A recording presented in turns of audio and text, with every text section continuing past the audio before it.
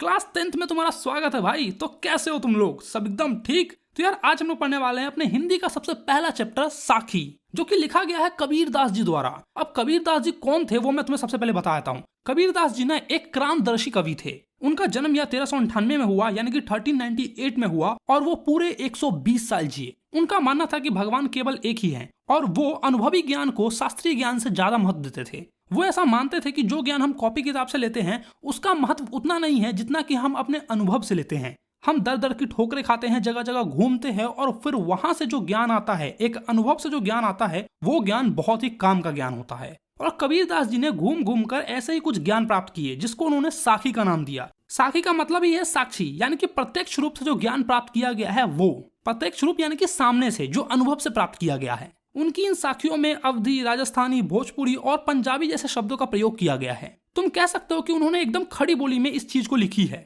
तो चलो देखते हैं कि कबीर दास जी ने अपने अनुभव से क्या सीखा। सबसे पहले वो लिखते हैं, ऐसी बानी बोलिए मन का आपा खोए, अपना तन शीतल करे औरन को सुख होए। अर्थात ऐसी बोली बोलिए जो हमें भी सुनने में अच्छा लगे और सामने वाले को सुनने में भी अच्छा लगे। यानी कि मीठे मीठे शब्दों में बोलो ताकि हमें भी अच्छा लगे और सामने वाले को भी अच्छा लगे। जो सामने वाला सुने वो अपना आपा खो बैठे कि यार ये कितने अच्छे ढंग से बोलता है। भले ही कितनी भी कड़वी बात क्यों ना बोलनी हो, लेकिन इस ढंग से बोलिए कि सामने वाला को लगे कि यार ये तो मेरी तारीफ कर रहा है। कस्तूरी कुंडली बसे मृग ढूंढे मन माही, ऐसी घटी घटी राम है दुनिया देखे नाही।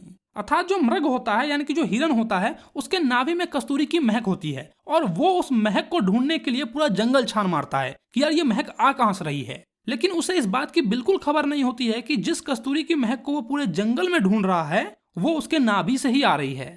नाभि का मतलब तो समझते हो ना, पूरा भोजपुरी इंडस्ट्री का गाना ही इस पे फेमस है भाई, डोरी पे, समझ ला।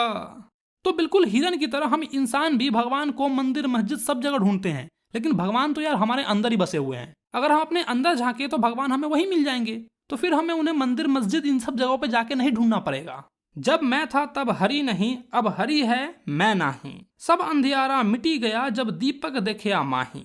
मतलब जब मेरे अंदर अहंकार था, गुरूर था, मैं नाम का अहंकार था कि मैं ही सब कुछ हूं, तब हरि का निवास नहीं था मेरे अंदर। मतलब भगवान का निवास हमारे अंदर नहीं था। लेकिन जब भगवान का निवास हुआ तो मैं नाम का अहंकार जो है वो मिट गया। ठीक उसी तरह से मिट गया जैसे एक दिए के जलने से अंधकार मिट जाता है। आप एक अंधेरे कमरे में जाओ और दिया जलाओ तो सारा अंधेरा जो है ना उस दिए की रोशनी से मिट जाता है। वैसे ही जब आप अहंकार को दूर कर दोगे अपने आप से तो आपके अंदर ईश्वर आ जाएंगे। या फिर आप ऐसा कह लो कि जब आपके अंदर ईश्वर आते हैं तो आपके अंदर से वो अहंकार चला जाता है। तो अगर भगवान को पाना है या उन्हें देखना है तो अपने अंदर से अहंकार को, अपने अंदर के गुरूर को मिटा दो। भगवान तुम्हें खुद ब खुद दर्शन दे देंगे। सुखिया सब संसार है, खाए अरु सोवे, दुखिया दास कबीर है, जागे अरु रोवे।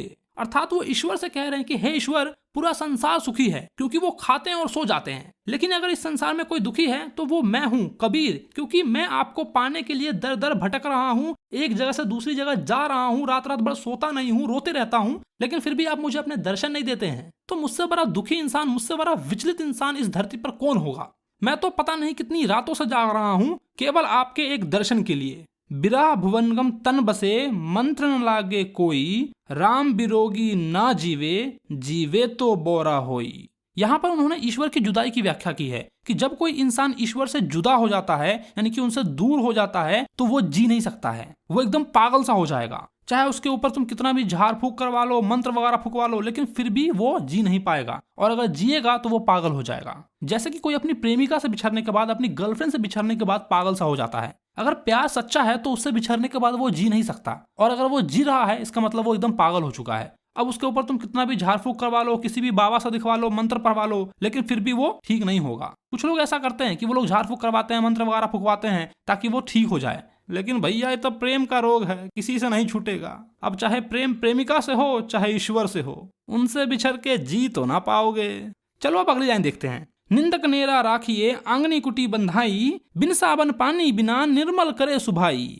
अर्थात जो लोग आपकी निंदा करते हैं, जो आपकी बुराई करते हैं, उसे हमेशा अपने साथ रखिए, अपने पास रखिए। अगर हो सके ना तो अपने आंगन में एक कुटिया बना लो और उसे अपने साथ ही रखो, क्योंकि अगर तुम बिना साबुन और बिना पानी के अपने आप को साफ करना चाहते हो, अपने आप को स्वच्छ करना चाहते हो, तो ऐसे व्यक्ति बहुत काम आएंगे तुमको। कैसे? क्योंकि जब तुम्हारी वो बुराई करेंगे तो तुम्हें पता चलेगा कि तुम्हारे अंदर क्या चीज की कमी है, और फिर तुम उसे सुधारोगे और आगे गलती करने से बचोगे। जो लोग तुम्हारे अंदर की बुराई को तुमको बताते हैं वैसे लोग को कभी भी दूर नहीं रखना चाहिए। जो लोग तुम्हारी बुराई करते हैं उनको हमेशा पास रखो, ताकि वो तुमको बताए कि देख तुम यहाँ पर कमजोर हो, तुझे ये चीज नहीं आता है, और फिर तुम अपने आप को बेहतर बनाओ। तुम्हारे अंदर जो भी कमी है उस चीज को सुधार करो, तभी जाके तुम बिना साबुन और बिना पानी के स्वच्छ हो पाओगे। अब जो हमारे कबीरदास कहने जा रहे हैं वो हो सकता है तुमने पहले भी सुना होगा। वो क्या है? पोथी पढ़ी पढ़ी जगमुआ, पंडित भया न कोई, एके अक्षर पीव का, पढ़े सुपंडित होई। कहने का मतलब है कि कई सारे लोग किताब पढ़ पढ़ के मर गए लेकिन वो कभी पंडित नहीं बन पाए। पंडित का अर्थ यहाँ पर एक ऐसे इंसान से है जो विश्व को ज्ञान दे सके, जो किसी दूसरे व्यक्ति को ज्ञान दे सके। वो हमारा पूजा कराने वाला पंडित नहीं। कबीरदास जी ऐसा कह रहे हैं कि तुम भले ही कितनी भी मोटी मोटी ग्रंथें पढ़ लो, किताबें पढ़ लो, और ऐसे पढ़ते पढ़ते ना जाने कितने लोग मर गए, लेकिन आज तक उनमें से कोई एक भी पंडित नहीं हुआ है। पंडित वही हुआ जो ईश्वर का एक अक्षर जान ले। जिसने ईश्वर का एक भी अक्षर पढ़ा है वही पंडित हुआ है। यानी कि जो व्यक्ति ईश्वर का एक भी गुण अपने अंदर ले आया वही पंडित हुआ है। वही संसार को और इस सृष्टि को ज्ञान दे सकता है। आज के जमाने में भी ये बात देखी जाए ना तो बिल्कुल सही है। हम चाहे कितनी भी किताब में लिखी बातें पहले उनको रट ले, लेकिन हम मानसिक तनाव से मुक्त नहीं हो पा रहे हैं। अगर हमें मानसिक तनाव से मुक्त होना है, जो बोलते हैं ना कि मेंटल प्रेशर वगैरह बहुत ज्यादा है, एग्जाम का प्रेशर है, ये है वो है, इन सब से अगर तुम्हें मुक्त होना है, इन सब से तुम्हें रिलीफ चाहिए, तो तुम्हें भगवान में लीन होना पड़ेगा। गीता जैसे ज्ञानी किताबों को पढ़ना पड़ेगा। गीता कोई धार्मिक किताब नहीं है, उसे पढ़ो फिर तुम्हें जाकर बहुत सारी चीजों का अनुभव होगा। मैंने बहुत से लोगों को देखा है जिसने MA BA DA सब कर लिया, लेकिन संस्कार के नाम पर उनमें कुछ भी नहीं है। यहाँ तक कि वो अपने माँ बाप की इज्जत तक नहीं करते। तो फिर यार ऐसे पढ़ाई का क्या मतलब निकलता है जब तुम अपने माता पिता की ही कदर ना करते हो। खैर चलो अब आगे देखते हैं। अगर इस साखी को एक स्टूडेंट लाइफ की तरह देखा जाए तो तुम ये कह सकते हो कि चाहे तुम कितना भी एक चैप्टर को रट लो, लेकिन वो तुम्हारे कोई काम में नहीं आएगा। तुम उस रटे हुए चीज से किसी दूसरे को ज्ञान नहीं दे सकते हो। पंडित का काम क्या होता है? ज्ञान देना। तो तुम कोई पंडित नहीं बन सकते हो, किसी दूसरे को ज्ञान नहीं दे सकते हो। लेकिन वही तुमने उस पूरे चैप्टर को रटने के बजाय उसका एक कॉन्सेप्ट भी समझ लिया तो तुम किसी दूसरे को समझा सकते हो, और फिर तुम एक पंडित कहलाओगे। खैर चलो अब हम अपना अंतिम दोहा पढ़ते हैं।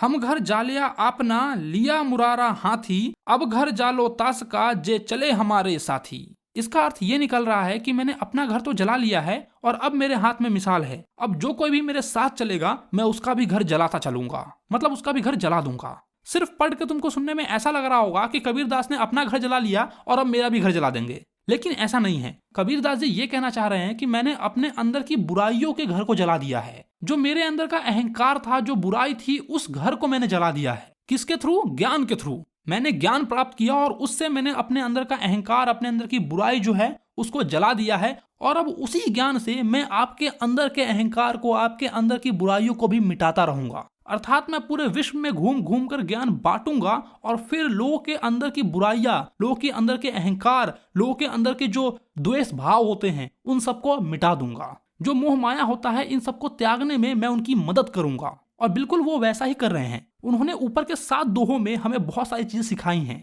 हमें बताया है कि हमारे अंदर के अहंकार को कैसे मिटाना चाहिए। हमें उन्होंने पढ़ना सिखाया कि किस तरह से पढ़ोगे तब जाके तुम एक पंडित कहलाओगे। बहुत सारा ज्ञान दिया है, बस खेल है तो समझने का। अगर समझ गए तो बहुत कुछ प्राप्त कर लोगे यहाँ से, और अगर नहीं समझे तो भैया रट लो दोहा और क्वेश्चन आंसर कर लो, एग्जाम में पास हो जाओगे। देखो अब तुम 10th में आ गए हो तो रटने से बिल्कुल काम नहीं चलेगा। चीजों को समझो और अपने जीवन में उसका प्रयोग करो। जितना प्रैक्टिकल नॉलेज ले सकते हो उतना प्रैक्टिकल नॉलेज लो। टीचर्स अगर लैब में नहीं ले जा रहे हैं तो उनको फोर्स करो, उनसे कहो कि सर मुझे ले चलिए लैब में और बताइए कि ये चीज कैसे हो रहा है। बहुत सारे स्कूलों में लैब में नहीं ले जाते हैं, कहते हैं यही बोर्ड पे बता देता हूँ, यही सब चीज जाकर तुम कर लेना अपने आप से। या फिर कुछ टीचर ऐसा बोल देते हैं कि ये चीज एग्जाम में नहीं आएगा, एग्जाम में कोई तुमसे प्रैक्टिकल थोड़ा पूछेगा, तुम तो ये रट जाओ। ऐसे ऐसे टीचर भी होते हैं भाई। तो प्रैक्टिकल नॉलेज लो।